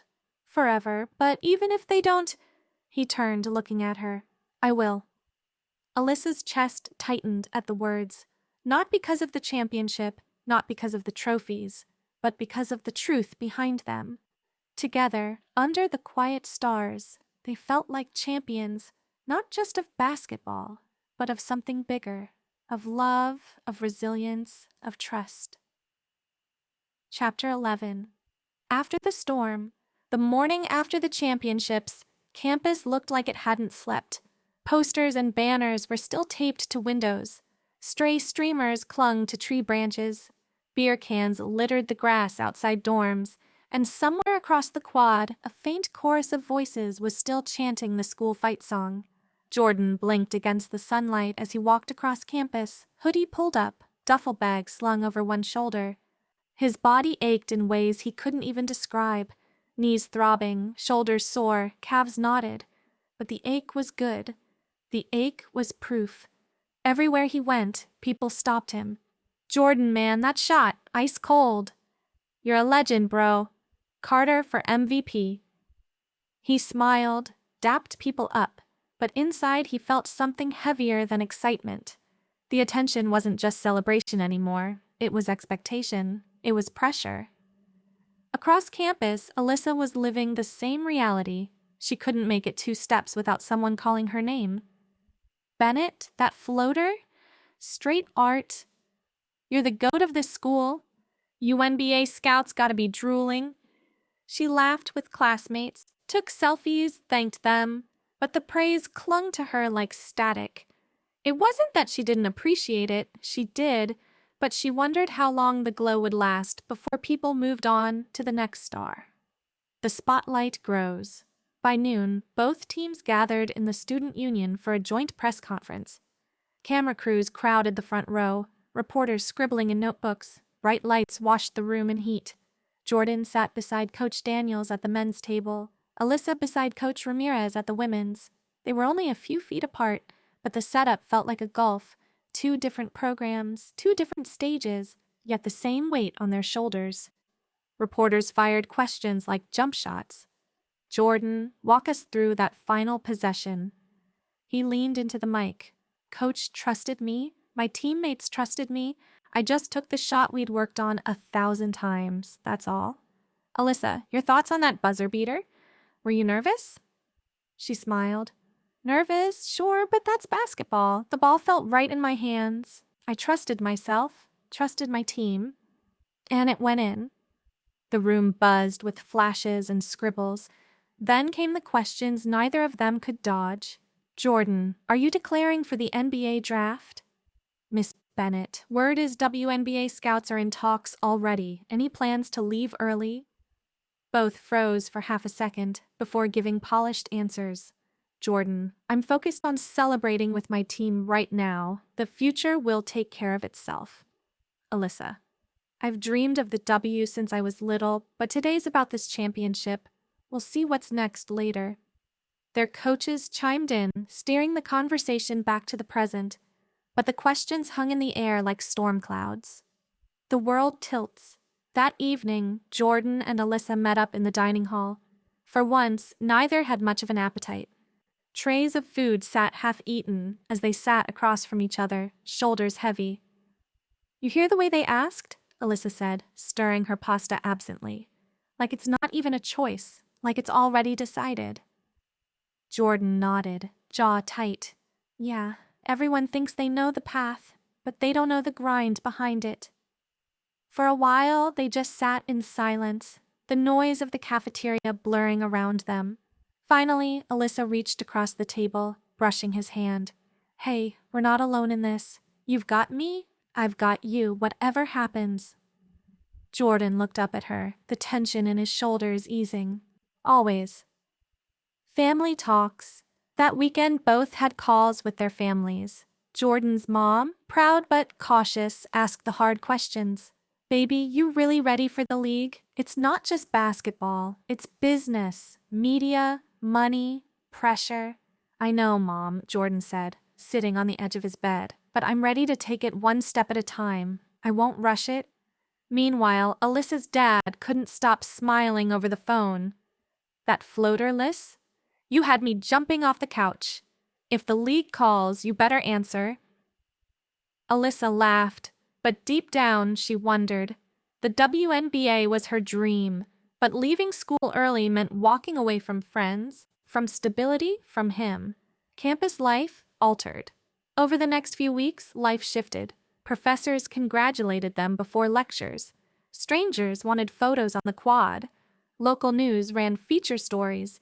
Jordan Carter, the next big thing, and Alyssa Bennett, future face of the W. It should have been flattering. Instead, it was suffocating. Everywhere they went, whispers followed. If Jordan missed a shot in pickup, someone joked, "Don't choke like that in the league." If Alyssa yawned in class, someone quipped, "WNBA lifestyle already?" It was relentless. One night, they escaped it all. They sneaked into the darkened gym, just the two of them. The court lights were off, but the moon through the high windows gave the hardwood a silver glow. Jordan sat against the wall, back against the padding, while Alyssa shot free throws. The soft thunk, swish echoed in the empty space. You know what I miss? Jordan said quietly. What? She asked, not breaking rhythm. When basketball was just fun. Just me and a ball, no cameras, no scouts, no pressure. Alyssa sank another shot, caught the ball, and finally turned to him. Then let's make it fun again. Right now. She tossed him the ball. They started a one-on-one game, barefoot, laughing. No scoreboard, no plays, just hoops, just them.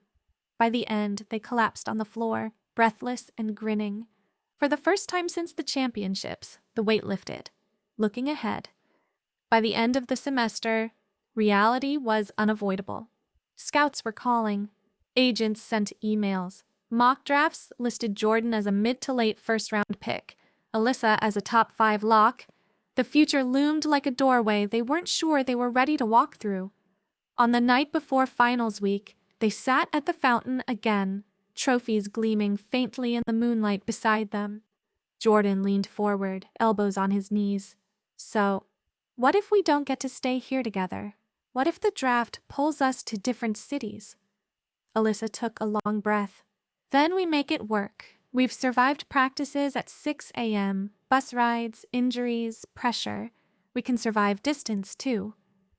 He looked at her, really looked, and realized he believed her, believed in them. Whatever happens, she whispered, resting her head on his shoulder, we'll write our story our way. Jordan wrapped his arm around her, pulling her close. The fountain trickled beside them, steady and calm, as if to say, yes, you will. And for the first time, the unknown future didn't feel so terrifying. It felt like possibility. Chapter 12. The decision season. Spring bled into summer, and campus began to thin out. The buzz of championship season had faded, but for Jordan Carter and Alyssa Bennett, life had only grown louder. Every day brought something new. Phone calls from unfamiliar numbers, emails stacked with promises, agents waiting outside practice facilities with business cards, and confident smiles. The grind wasn't just on the hardwood anymore. It had moved into living rooms, inboxes, and late-night conversations that left them both staring at the ceiling, restless. The first call, Jordan was the first to get it. He sat in his dorm room one evening, legs propped on his desk chair, scrolling through highlights on his laptop. His phone buzzed with a number he didn't recognize. He almost ignored it, but curiosity won. Hello? Jordan Carter, this is Miles Jennings, player rep with Apex Sports Management. Congratulations on the championship. That shot you hit, unreal. Look, I won't take too much of your time. I just want to say, you're ready for the next level, and I'd love to help get you there. Jordan leaned back, staring at the ceiling. The words landed heavy, not because they were unexpected, but because they made everything feel suddenly real. I appreciate that, he said carefully, but I'm still figuring things out. Of course, Miles replied smoothly, but the NBA doesn't wait. Neither should you. Let's set up a meeting. Jordan promised to think about it, then hung up, staring at his phone. The future had officially dialed in. Alyssa's turn. 2 days later, Alyssa had her moment. She was in the women's practice gym, running shooting drills alone when Coach Ramirez walked in. Liz, you got a minute? She jogged over, wiping sweat from her forehead. Yeah, Coach? Ramirez handed her a folded paper. This came in the mail for you from the Liberty's front office. Alyssa froze. Her hands trembled slightly as she unfolded the letter. Official letterhead. Formal invitation. We'd like to invite you to a private workout and interview session ahead of the WNBA draft. Her stomach flipped. She looked at her coach, searching for words. They don't send those to just anyone, Ramirez said softly. You've earned it. Alyssa nodded, throat tight. But school, the team? Ramirez shook her head. Liz, you've already given this school everything. This is your shot. Don't be afraid to take it. Late-night confessions. That night, Jordan and Alyssa sat on the steps outside the library, a quiet corner of campus away from the noise. Jordan leaned back, hands laced behind his head. Alyssa hugged her knees to her chest. So, Liberty, he asked, eyes glinting with amusement. Yeah, private workout invite? She chewed her lip.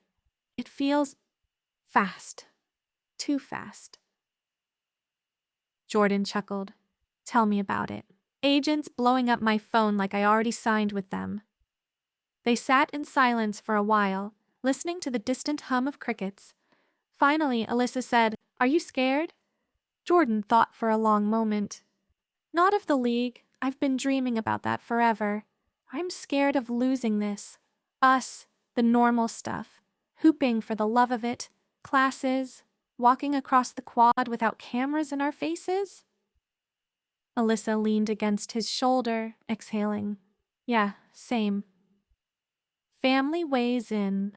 The following weekend, they both went home. Jordan to Chicago, Alyssa to Charlotte. At Jordan's house, his mom cooked his favorite meal. Fried chicken, mac and cheese, cornbread. The kitchen smelled like childhood, like safety. Baby, she said gently as they ate, you don't have to decide today, but if you go, I want you to promise me something. Jordan glanced up. What's that? Don't let them change who you are. Basketball is a game. You love it. Don't let money, fame, or pressure make you forget that. He nodded, voice quiet.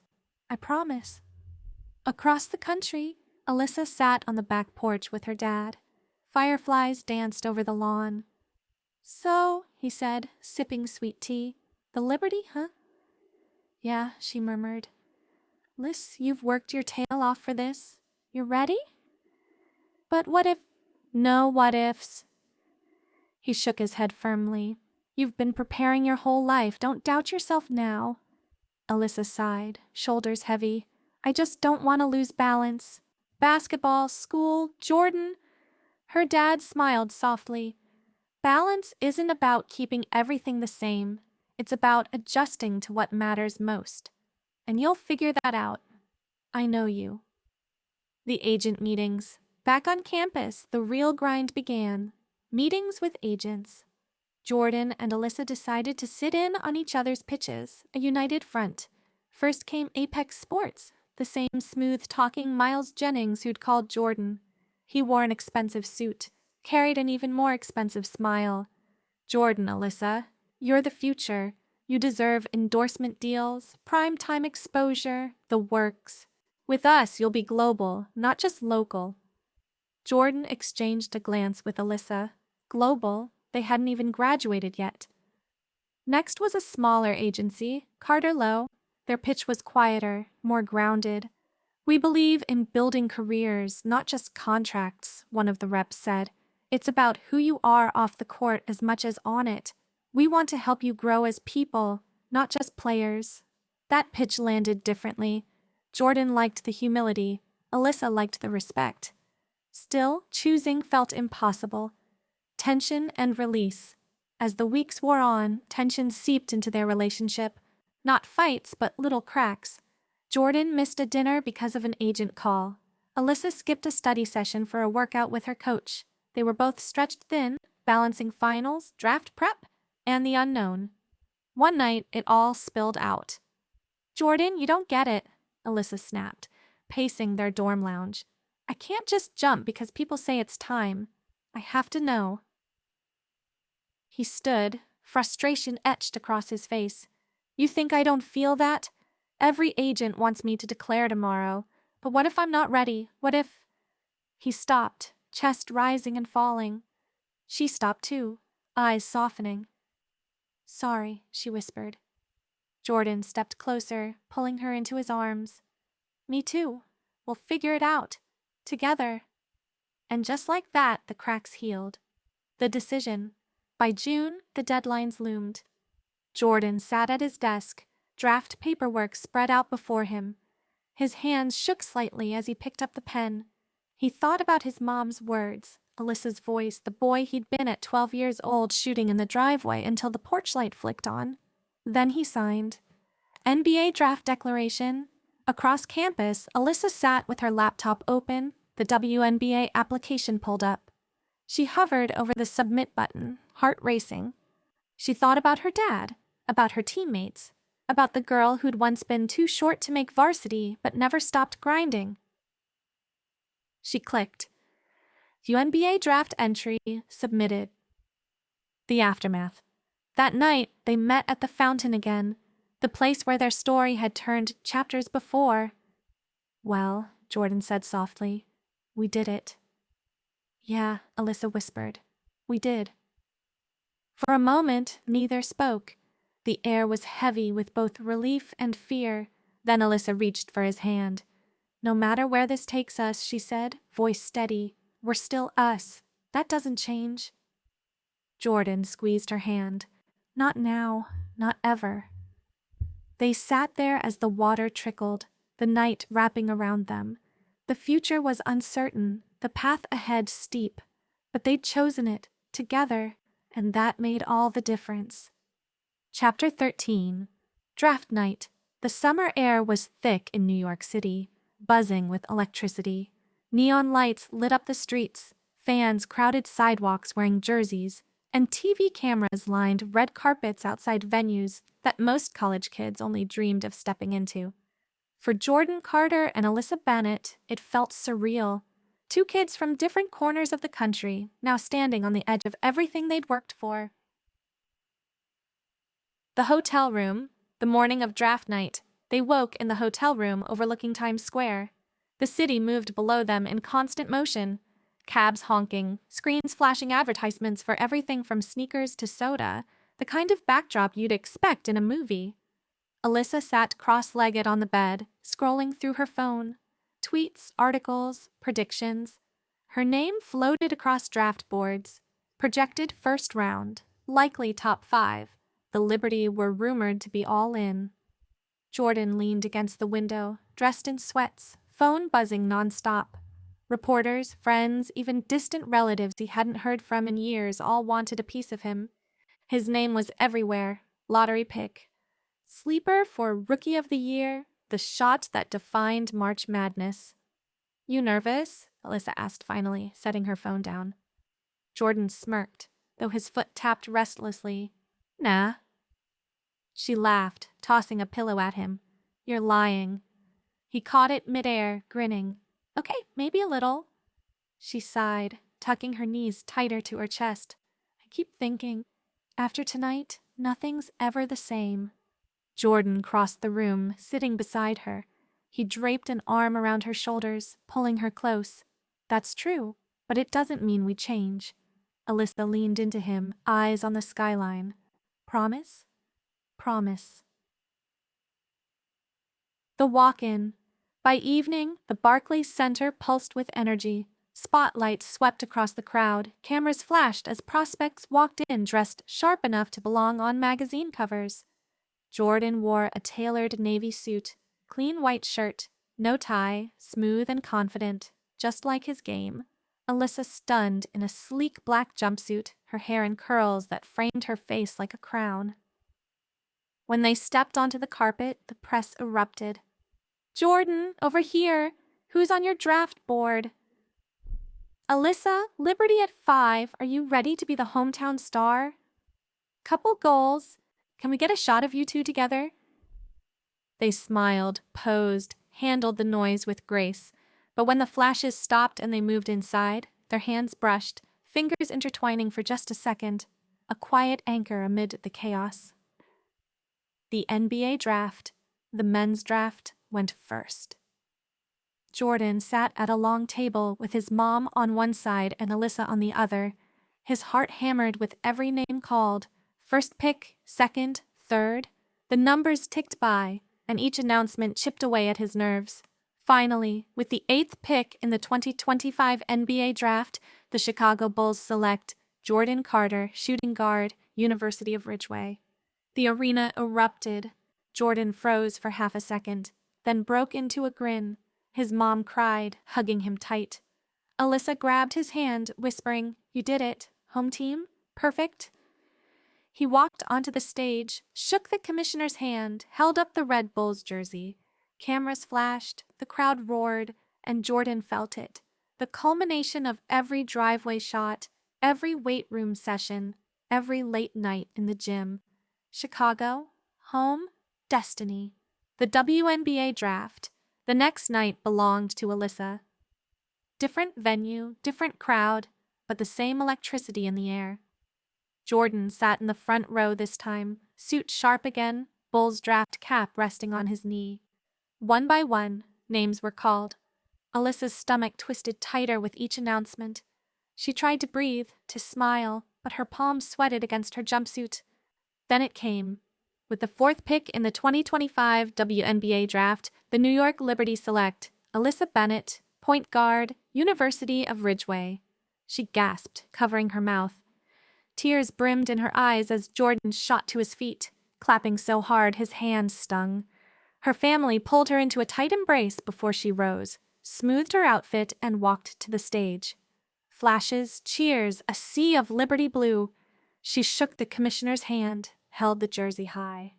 New York, the city that never slept, a stage big enough for her fire. The celebration. Later, after media scrums, after endless interviews and photo ops, they found themselves back at the fountain of the hotel courtyard. Alone at last, the chaos a distant hum. Jordan sat with his Bulls cap tilted back. Alyssa clutched her Liberty jersey like it was a lifeline. "Chicago and New York," she said softly, breaking the silence. Jordan smirked. "Not exactly neighbors." "No," she admitted, a small smile tugging her lips. "But flights exist." "True?" He leaned forward, elbows on his knees. "This is where it gets hard." Alyssa looked at him, eyes shining. "We knew it would. But we're not like everybody else, Jordan. We don't quit." He nodded, meeting her gaze. "So we fight for it, just like everything else." She reached for his hand, threading her fingers through his. "Always." The farewell. The next morning, they stood in the hotel lobby, suitcases at their sides. His flight to Chicago left in 2 hours. Hers to stay in New York boarded an hour after that. They lingered, prolonging every second. No tears, no dramatics, just the weight of reality pressing down. "You go be great," Alyssa whispered, adjusting his collar. "You too," Jordan said, brushing a curl from her face. They kissed, soft but certain, sealing the promise they'd made 100 times before, that no distance, no spotlight, no league could undo them. When they finally let go, it wasn't an ending, just a new beginning. Epilogue. Same court, different jerseys. Months later, pre-season exhibitions filled arenas. Jordan in red, Alyssa in blue, different cities, different crowds. But every night before tip-off, they texted the same 2 words to each other: "Stay locked." And when the lights dimmed, when the ball went up, they both played with the same fire, the same grit, the same love for the game. Because no matter how far apart the courts stood, they carried each other with every dribble, every pass, every shot. And this was only the start. They were about to take over the sports world. Thanks for listening. Stay cozy, and I'll see you in the next story.